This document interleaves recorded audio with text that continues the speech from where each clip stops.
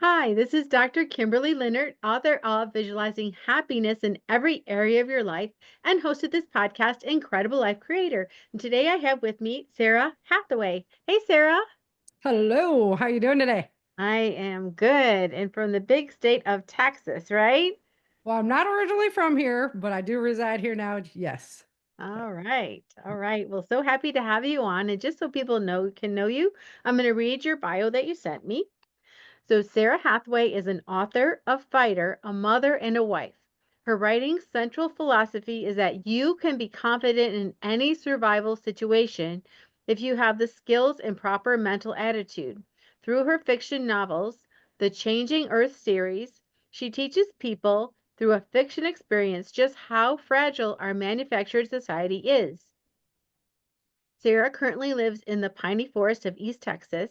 As a happily married woman with two boys, she delights in quality family time, hiking, and camping. She instructs others in self defense and anti kidnapping seminars. Besides writing and fighting, she produces the Changing Earth audio drama and hosts the Changing Earth podcast. All right, so I want to hear all about all this stuff. So start wherever you want to start, Sara. Alrighty, so let's start with the books. Well, I guess we got to go back a little farther. So I'm originally from Michigan, and I grew up country. I just always was interested more in rugged tomboy things, I guess people would say. And so I grew up with this background lifestyle and moved out to California when I was 16. And I was going up and down from the foothills down to Sacramento to go to school. And I loved writing just for the emotional release of writing, putting, my frustrations, my thoughts, turning them into poems and things like that. And so I was taking a business course, and my instructor's like, "You write too flowery," which nobody's ever told me I've been flowery before. But he's like, "You write too flowery. I need you to just do meat and potatoes in class." So I was like, okay, we're doing meat and potatoes. But the creative side of me was just screaming. So I started Day After Disaster. It's novel one in my book series. It took me about 8 years to complete because I was just dabbling on it here and there and picking it up and putting it down and picking it up and putting it down. And what I found, I love this author. Her name is Jean M. Awell, and she wrote the Children of the Earth series, which is like Clan of the Cave Bear. And she teaches in her fiction, and she teaches all of this herbal knowledge, as long as like archaeological knowledge, and how our Earth used to be, all in this incredible fictional story. And I was like, that's what I want to do. I want to be able to bring people this incredible fiction story, but at the same time, teach them some of these skills that we're kind of forgetting in our technological life, how to just grow a garden and how to, naturally heal yourself as opposed to all these pharmaceuticals and whatnot. So after I published Day After Disaster, it's like the mission began. I wanted to learn more. I wanted to be able to share more and do more. And I developed this really bad stomach problem, actually. And the doctors were really confused on what was going on and whatnot. And I was an athlete. I'm working out. I'm working 12-hour days. I'm sparring. I'm doing all these things. And they tell me, oh, you got to be on all these pills. Well, they made me feel horrible, just horrible. And that's when I was like, all that herbal knowledge in Gene M. Awell's books, can I tap into that? And so there was a problem. My gallbladder was going bad. So there was like a Western medicine type problem. But it just really shot me off into the direction of we need to hold on to these skills as a people. And one of the ways that I can do that, that's really fun, is to share them through my stories. So that's kind of where it began. And then I just dove in. I've always been into being a martial artist and things like that. And so all of my, I know a lot of fighting styles and whatnot. So that all translates into the action scenes of my books. And um, about around book 5, I started researching Tim Ballard. And if you know The Sound of Freedom, it's about Tim Ballard. And we were kind of raised with like, oh, that's gone. Slavery's gone. It's all gone. And we fixed it and everything's good. And it was like, no, it's not. And that was really, really impactful to me I felt like I had a story to tell and a mission to be on because I knew as a trained martial artist, there's so many ways that people can protect themselves and not be a victim in those circumstances. And so it wasn't enough to just put it in my novels, that I had to bring to real life. And now, where I'm teaching the most, like steady, as I go out to prepper camp, it's an event in North Carolina. And I teach out there, teach my self defense class and the anti kidnapping class. And it's amazingly incredible to have these people who come back to you the next year and they were like, hey, this happened. And because of your class, I approached it with this totally different attitude. And, 90% of surviving a circumstance like that is in your head. It's all the mental status that you're in when you're faced with that situation. So I always encourage people to practice, of course, find a martial arts school that you really jive with, that kind of thing. But when it comes down to brass tacks, it's about how you mentally are handling that situation. And so that it's just so rewarding to be able to have that impact in people's lives. And my author journey was all what brought me to that doorstep. So yeah, just having fun with it. Oh, cool. So how old were you when you started martial arts, and which one did you start with? So I started martial arts when I was 22. I was older because I was always rough and tumble when I was younger. My mom would never let me do it. She was like, you don't need to like have any more like, tough influence going on. And so I had to wait till I was older and do it on my own. So I started then, and I started in a discipline called Kuksul Wan, which is a Korean discipline that kind of blends them all together. But I wouldn't really have any Taekwondo. And then uh, figuring out that there was a big interview of a bunch of rapists that were in Folsom. And the number one thing they want to do is get a female to the ground as fast as possible. One attacker, typically, they take you to the ground as fast as possible. So my martial arts instructor says, well, the jujitsu class is at 7 o'clock on these days. I expect to see you there. And I was like, all right. So reluctantly, I do jujitsu as well. And then I've studied a lot of close quarters combat just in the survival preparedness training, just trying to get more knowledge. That was part of it. So I was like, all right, bring it on. So done a bunch of disciplines and put them all together for a real solid self-defense um, platform to kind of stand on. So So yeah. here's the big question. I mean, there are people who are weaker physically, like Mhm. women, children, maybe Elderly. someone on a wheelchair, or even Yep. I someone train military. like a special needs person, or someone, who just, and you're talking, you were talking about, at the time these men were trying to get people to the ground as quickly as possible. So what do you do? What do you do if someone's coming towards you and you know they're going to attack you? So first of all, your mindset is very important. Situational awareness and being aware of who's around you. Generally, an attacker doesn't want you to see their eyes. They don't want you to know they're coming. So people walk around with their head staring at their cell phones all day these days. And that's like the worst thing you can do. We used to have answering machines and they would get our messages for us and we would call people back later. Well, Mhm, that's what I highly recommend. Do not walk around with your cell phone in your hand, first of all. Head up, you're making eye contact with people, things like that. Because if you're the humble little one who's walking along with your eyes down, trying not to look at anybody, you're the perfect victim. So if somebody's approaching you, like I say, first of all, it is 90% attitude. Stand firm in who you are and what your mental attitude is. Like, you are not going to do this to me today. We're human beings. We can feel that from each other. An mhm, attacker can feel that from you. That like, oh, this mhm. isn't going to be an easy target. And maybe there's somebody else I could choose that's a lot easier. So, and then I will, so it's a broad question. You've got to be ready to fight, of course, but there's a lot of soft tissue targets, like just stabbing somebody in the eye. And I know that sounds very, very bad, but you're about to have bad things So you have to be ready to do anything. You can do a cup on your hand and pop their eardrum. I don't care how big somebody is. If you pop their eardrum with your hand, they're going to be in a lot of pain. So when I walk around, I have, you can even use a pen. There's a pen called an astronaut pen, and it writes anywhere, and it's metal. And you could even just have that pen in your hand when you're in a parking lot, or even your key. And that way, if somebody's coming up to you, you're going to go for those soft target, those soft target areas. You don't have to kick a guy in the nuts. Most of the time, that doesn't even work. They're so amped on adrenaline or drugs that that's not going to be impactful to them. So you really want to go for something that's going to disable them.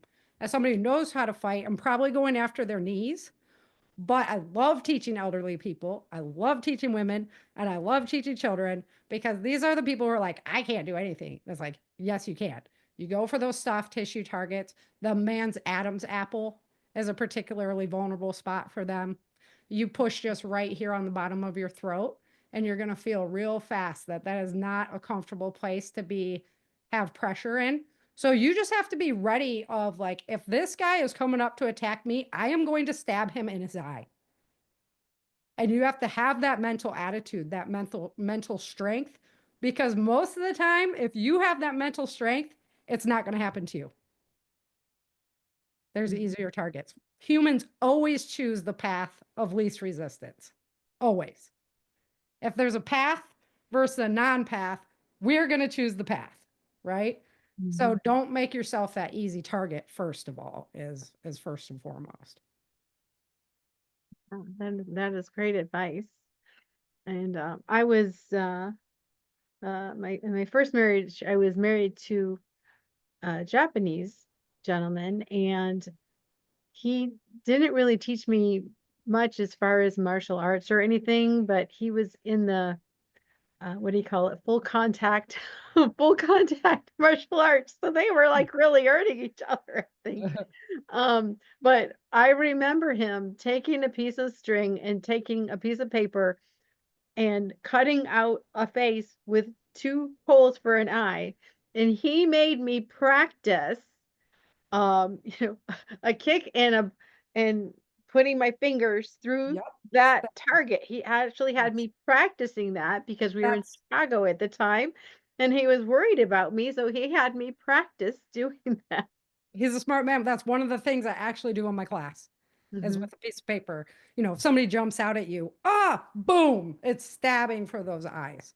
Mhm. Because those soft tissue targets, it's gonna be the best bet. You don't Women have stronger legs and a lot weaker upper body, and Uh, men have a much stronger upper body and not as strong legs typically.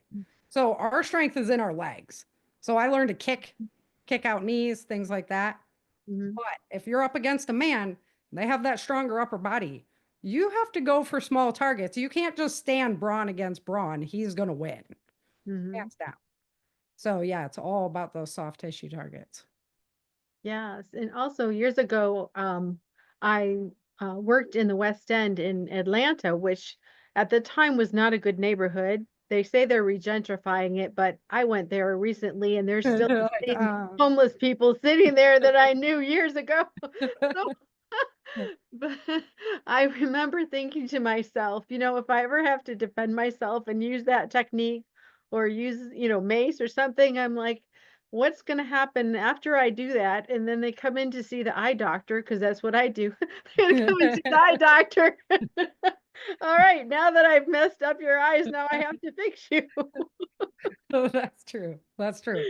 Yeah, I don't lean on mace or products like that. I'd rather have a pen. I actually have a keychain on my keychain that has, something that I can carry in my hand, because you need that tool within 3 seconds. So we most of the time we have mace. It's at the bottom of our bag. We've never used it before. Why would we need it now?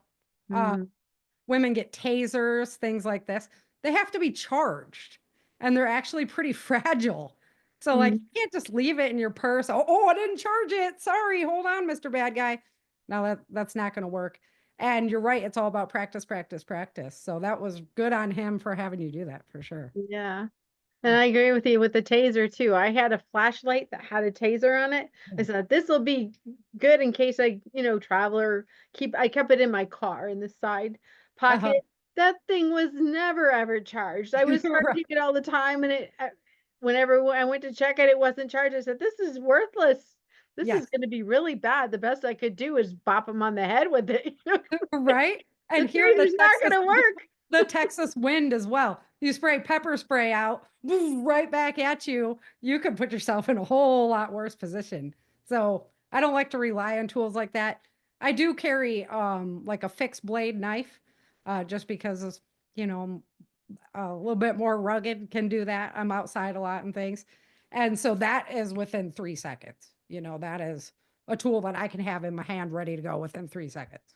But the Mhm. keychain one is really, really nice. That way, if you're wearing a dress or whatever you're wearing, you can have your keys in your hand. It doesn't look weird, That's true. Not right? walking with a knife. Yeah, yeah. I have like a hip pouch that I wear instead of a purse that I carry around. Mhm, So it doesn't look like weird, but yeah, I know that's a little bit more on the rugged side for a lot of women. So a mhm, tool that's really easy like that would be off the keychain. Because typically, if you're out and about, you have your keys in your hand or mhm. nearby, close, easy to get. Yeah. And Mhm. then let's talk about kidnapping. So, kind of similar thing where, you just don't want to be the target. But I Yes. know in the city near me in North Georgia, it's one of the cities that's very affluent city. There's the Houston is a top yeah. one of the top places that people get taken and, kidnapped either, um, you know, either working, what do Mm. they call it when you are forced to work, For sex trafficking and sex whatnot, trafficking or and for you know, labor. Yep, yeah, forced labor. labor. Yeah. Yeah, it's like with the number one place. And of course they usually target younger women, but I heard a story of someone that someone was trying to grab her and she actually got under the van and was trying to not, not Yeah, let yeah. him get her. I That's mean, and she recommendations. was like 45, 50. I mean, she wasn't young. So people are going and grabbing people wherever. So again, is it just being aware or how do you stay out of those Situational situations? awareness, always number one. Always number one. Um, from like a child's point of view, it's hard as a parent because you don't want to be a helicopter parent, right? And like being nagging them all the time. You want them to have that freedom, but also it's a serious problem. And the age when they like to get grabbed, 12 to, 18-ish for women, for boys, that's right about the age where we're like, oh, we want them to be able to do this on their own, Mhm. right? We want them to be able to have that independence. Oh, they're old enough now to take care of it. So there's definitely a balance that everybody's going to have to find on their own. The biggest thing with your children is talk to them. I know it's scary and I know it can be intimidating. And I've practiced drills with my kids for a long time. And as a mother specifically, to like be like, you have to do this wrist technique or whatever. Somebody's got you in a headlock. This is what you do. And they're kind of freaking out. You know how it feels because you've been in class too, Uh-huh. right? And to be putting your child kind of through that. But that little bit of practice with you can make a whole world of a difference when it's somebody else. Your adrenaline goes crazy. You don't know what to do. You need muscle memory. So, having your children aware is number one, right? Always situational awareness first. If they're not aware of the threats, that's a big problem. That's a big problem. So you have to talk to your children, just brainstorming like, hey, if this happened, what would you do? My boys are both super helpful. They love to help, right? So imagine a guy with his arm in a sling and he opens up the trunk and he's trying to get something out and he says, hey, can you come help me do this real quick? They'd be like, sure, Uh-huh. we're here to help. We're so helpful and caring. And that could be a big mistake. So we've talked about scenarios like that and, potential circumstances. There's a lot of trackers. Do I believe in trackers? No. Just because I want my kids to have more independence than that. My oldest one is past. He's past that age. He's on his own now. But my younger one, right? I don't like the idea of like having my kid on a tether, but he does have a cell phone. He has a flip phone because I don't, they get the social media is where they get targeted from. Facebook Messenger, Snapchat, things like this is where they target a lot of these children off from. So I don't want them carrying around a device that has any, they have enough. They have computers and video games and they have enough without having a smartphone for now, right? So he's got a flip phone. He calls me, he texts me, you know. If he's going anywhere on his own, I'm watching him actually go Mhm. because I don't want to be a helicopter parent, but at the same note, I know the realities that are out there. So, when it comes to the kids, talking to them, just letting them know what's out there, what the potential is. I know it's not nice, but it'll be a whole lot worse if, something like that happened to your child, especially with women. So I've heard some incredible, horrific stories about younger kids being out in the front yard. A FedEx man has taken one. There are these stories. Also, one of the most horrific stories was a girl had gone to a pool party by herself, and they actually injected her with the drug. They came up behind and injected her with the drug. So Mhm. that the date rape drugs are real. They're a very big problem. They have lots of things nowadays to help you test. So you would never want to take an open drink from somebody. You always want to be able to open that can or bottle yourself, make sure you can. But they also have like nail polish nowadays and things like that that you can actually dip in your drink to make sure that it doesn't have anything in it. Oh, Those are good. some incredible resources. It is incredible. Yeah. You can always order an angel shot. So if you go to a bar and you're not feeling comfortable, you can order an angel shot. And the bartender says, I don't know what an angel shot is. What is that? Tell them to Google it. Hmm. I can see the recipe. Because an angel shot means call me an Uber, I'm in trouble. Oh, okay. Right? Yeah. Without saying, can you call me an Uber? Because I'm in trouble. Right? I always recommend having a battle buddy. So, like, if the girl at the party would have had a battle buddy with her, maybe it would have been different, right? Mm. Because you got a friend there watching your back. So you're going on a first date, you're doing those kind of things.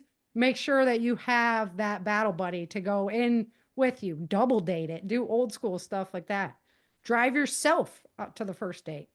Never drink or do drugs unless you are really, really comfortable with the person you're with, because that's when the bad stuff, really happens. And then from an adult point of view, with your story, the car is one that I use with the kids. You Uh-huh. know, somebody's chasing you, get under the car. They come under Uh-huh. the car at you, go out the other side, run Uh-huh. around. You're screaming, yelling. Um, I don't recommend that people yell for the police anymore because why people grab their cell phone and start filming instead of calling for the police. Yes, that's But if crazy. you, yeah, but if you yell fire, you're going to get some people's attention. Uh-huh. So I always That's a recommend good just idea. yell fire instead, Mhm. right? Because now people are going to look at you. Your car alarm is not going to work. Like your alert in your car. How many times, like, do you hear a car alarm go off and you're like, well, who was somebody shut that thing off? Uh-huh. Do you ever go out and look if somebody's in trouble? Mhm. No. No. You just like shut it down. We can't handle that alarm out there, right? So that doesn't work. Yelling fire, staying on your feet. But of course, situational awareness in the beginning stops so much of it. And that, put your phone away. Then you get in your car, lock the doors. Now you can look at your phone because at Mhm. least you have a barrier, right? And a phone in your hand. Mhm. But so many people just running into poles, you know. So kids, adults, they're all looking at their phone. Mhm. Yeah, so the situational awareness off the bat is will go a million miles. So how to improve situational awareness? So one of the things that we do is like before going to the grocery store, we count Mhm. how many blue cars we see on the way. How many blue cars do we see? Right. So that way you're looking at the cars and what's happening. You start Mhm. picking these things out. You're in the grocery store. How many employees do you see? So now you're looking at who are the people around me, who's the employees, right? And I Mhm. always play the games with my kids because it's good for them and it's good for me as well. Yeah, that's really great advice. It's just a good heads up, good heads up. Mhm. So, Exactly. yeah. So let's talk about your books and your stories. Like, what are they about and what's in them? Because you said you're teaching in them and Yes. Yes. Okay. Day after disaster. So, Day After Disaster is book one. And it's about a gal living up in the foothills. She goes down to work down in Sacramento, and the Great Quake happens. So I'm kind of a prediction freak. I love learning about geology, and then I love learning like prophetic material. And there's so actually, I just put up an intro story on my website, changingearthseries.com, for anybody who signs up to the newsletter, and it's a prequel. And I hadn't done something like that yet, and it was so much fun to do. And she's all like into the prophecies and everything, reading Mhm. about it before the Great Quake happens. So the story starts at the Great Quake, and she's trapped down in Sacramento. And it's like, did my family survive? What am I going to do? The roads are annihilated. Sacramento has been flooded from the dams giving way, Mhm. and she's got to figure this out how to get back home. And so she gets a little messed up along the way. She finds good people and she finds bad people. So I don't want to give too many spoilers, but book two picks up 9 years later. It's Without Land. Here I can even show it off. Without Mhm. Land picks up 9 years later, and Without Land is um, the government's response to this huge disaster because we had a lot of people who lost their land. We had ocean levels come up. So a lot of the coastlines were gone. A lot of things got annihilated. There's a huge reservoir in the middle of the United States that goes from the Texas Panhandle all the way up to Nebraska called the Ogallala Reservoir. And in the shaking, the Ogallala collapsed. So now it's this huge lake in the middle of the United States. And so all these people kind of lost stuff, and all these people didn't, right? Some people still have their land and they still have everything.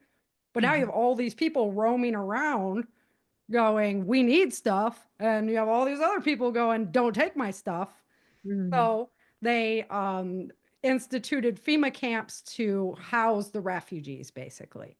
Supposed to be a temporary situation so that we can just control the chaos and get things back online. Oil supply is lacking, food supply is lacking. So they decided that the landowners needed labor. And we have all these people in refugee camps. So we'll just adopt them out to these landowners so that they have people to work their factories and farms and stuff like that until we get the labor supply back online. And then also, or the oil supply. And then also, we had a lot of idle people, right? They're all in the refugee camps, just kind of chilling, growing food, but idle hands do the devil's work. So they instituted an infertility program. So everybody that's a refugee at the age of 13, they can no longer have kids. Oh. And that went over really, really well. So that takes us into Walls of Freedom. Obviously, my character wasn't very happy about that with her children. And so that is them really taking their freedom into their own hands. It's a bad situation where, her son almost dies, her husband's almost dies. She's just at the brink of it. And the resistance finds her and is like, you've always been a voice to rally back to the Constitution. Because of her legendary survival stories from the past, we want to use you as a voice of the resistance. So it gets her back into what society looks like now. What's the playing field with these landowners and things? Brings her back into the big picture. And so that's all Walls of Freedom. That's book three. I love this one. I Mhm. just had this cover redone as well. The covers on them. So that brings us into 3. And in book 3, at the end of it, she goes on trial for like her past discrepancies against the federal government, and wins the heart of the people. Mhm. Except for she finds out that even her mentors have been lying to her, the next disaster's en route. Oh, So she's like, I have friends in harm's way down in Vegas. I am taking this back into my own hands. Forget you all. I can't trust anyone. And they take off. They end up down south joining with the Texas militia. And that's battle for the South. And that really begins like our big revolutionary battles to bring the United States back to the Constitution. And then the federal government's obviously not happy with that. So they have a bounty hunter, and his name is TJ Swenson. And he is the type of diabolical character that doesn't want to kill you. He wants to bring you home and basically play with you, play with your mind, and control you and make you into his. So they send this guy after Erica. And that's, when I got into a lot of the human trafficking topic and whatnot. So that's Dark Days in Denver. And then the end of my book series, all the way up to book 8, is like their battle story of what does TJ do? He ends up in control of these warring factions to the end. What's the planet doing? Because it ain't still. Dark Days in Denver has a very big volcano mhm. on the front of it. So, um, yeah, and then I did 2 side novels as well. TJ Swenson has his own side novel, Swenson, like his origin story. Where did this guy come from? Mhm. He was actually human trafficked as a child as well. And then Cole Burgess is a big character in my series, so he's got his origin story as well. And then I've done 480, 470 podcast episodes where I read a chapter of the book and then we explore we take the facts out of the fiction and we Mhm. explore putting that into real life. So there's tons of survival knowledge there. And then we do this incredible audio drama because I've been, at it for a number of years now, met some incredible podcasters along the way. And they volunteer and do voices for the show. And so it's like a 50s radio show where you have the music and the all the noises, the scenes come to life without the video. Yeah, Sounds like fun. it is. I was gonna say something I'd listen to before I go to sleep, but maybe not. Maybe, maybe I don't want to listen to all that It's before I go to gritty. sleep. Yes, maybe not before sleep. Maybe like before you work out or something like that. Yeah. It does have a gritty, and yeah, and in the audio drama, like you experience Erica, Burgess, and TJ's story all the way through. Mhm. So there's a lot of content there that's not actually in the novel series. You get like some, sneak peek stories there. That sounds wonderful. Well, if people wanted to find you, like find your podcast and your books and connect with you, where do they go? Changingearthseries.com is my main hub. I have everything there, my books, links over to Amazon, my YouTube channel. YouTube channel is youtube.com/changing dash earth if you want to check that out. But all my links, all my stuff is over at changingearthseries.com. And then I have a learning tab there as well. So if people really want to dive in and start learning more information, I've got a plethora of it over there. All right. Well, now I have a personal question for you. Okay. What gives you the most happiness and fulfillment in your life at this point? What gives me the most happiness is first, my Lord and Savior, Jesus Christ. Secondly, my family. I do a lot with my day. I train MMA, I have a homestead, I have my family, I have my whole author project, and I work a 40-hour week. So I figure I'll sleep when I'm dead. But, it takes a very patient and supportive spouse. He's amazing. My husband is just he's always with me at all my self-defense classes. He's always there teaching with me. He's always there supporting me. He does like the intro for my podcast and whatnot. So could not do it without him for sure. And then my kids are just the light of my life. As somebody who never really wanted kids when I was younger, having my children has just been an incredible journey. And I'm just so honored to have these little angels, to raise them. Now, obviously, they're not angels, but they are. to mama, they're always our angels. So yeah, absolutely. Absolutely. Couldn't do Well, it without them.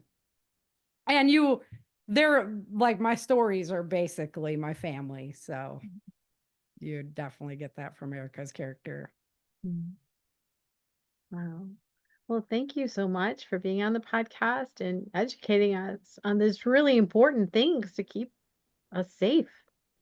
Right. The just talking about the fact that this is happening will help, the more light we can shine in the darkness, the more people we can save out of this extreme circumstance. So I know it's an uncomfortable topic and might not be what you want to talk about around the dinner table, but the more people we have discussing the fact that we still have the population of the United States in slave labor around our planet today, I mean, come on. That's just something we cannot allow to, and they're here as well. They're in our country. We're allowing this to happen. And the more that people don't talk about it, the worse it is. So I usually have my hotline information, but it's really important that if you see something, it's better to err on the side of being wrong and Mhm. say something than to not say something and err on the side that you were right and you could have saved somebody's life. Um, yeah. So there's a story I'll bring. There was airline attendant, and there was this little girl with this guy, and she just wasn't feeling right about it. And she said something. And when the cops were there waiting for them when they got off the plane, and sure enough, she was being trafficked. So, I mean, you saved somebody's life. What better gift is there than that? Oh, yeah, for sure. Hmm. Well, thank you so much for being on the podcast today. You got it. I do have one last question for you. Okay. What is your best advice on living an incredible, amazing life? Best advice on living an incredible, amazing life is do it. Have faith and do it. Don't get stuck in analysis paralysis. You just got to go for it. Life's too short to let things hold you back. So forget the naysayers, forget all that. Have faith in yourself, in your abilities. And if you don't know something, go learn it because it's an incredible opportunity. So just get out there and really make it happen. If you're intimidated about going to a martial arts school, just do it and go see what it's like for 2 weeks. Just don't let that hold yourself back. Hey, thank you so much, Sarah. You got it. We'll talk to you again soon. All right. Take care.